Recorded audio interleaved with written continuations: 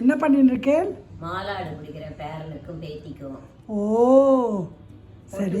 மாவை அரைச்சு சரி. எவ்வளவு பொட்டுக்கல்ல அரைக்கிறோமோ அந்த அளவு சர்க்கரை, அது மாவை அரைச்சிட்டு சர்க்கரையும் அரைச்சிட்டு நல்லா கலந்துட்டு நெய்யை காய்ச்சி ஊற்றி பிடிக்கும். ஏலக்காயும் பொடி பண்ணி போடும். ஓகே. முந்திரி பருப்பும் அதில் போட்டிருக்கேன். முந்திரி பருப்பும் வறுத்து அதில் எக்ஸ்ட்ரா நெய் வச்சுருக்கேன். ஆமாம், அது வேணுன்னா ஊற்றிக்கிறது. கொஞ்சம் புடிமானமாக போட்டால் தான் இந்த மாதிரி வெளியூருக்கு போகிறதுக்கெல்லாம் கொஞ்சம் நெய்யை ஊற்றி நல்ல ரஃப்பாக பிடிச்சாதான் உடையாத இருக்கும். கொஞ்சம் கூட நெய் இருந்தால் நல்லா வரும்.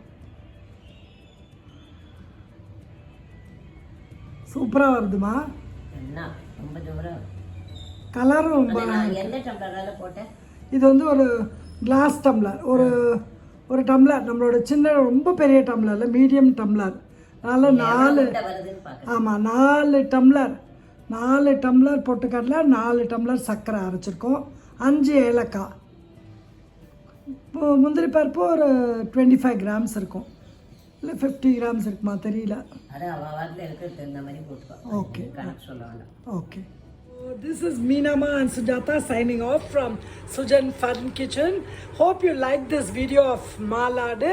Do try it out at home and give me a like if you like this video, and please share it with your friends and family. As always, have fun cooking. Thanks for watching my video.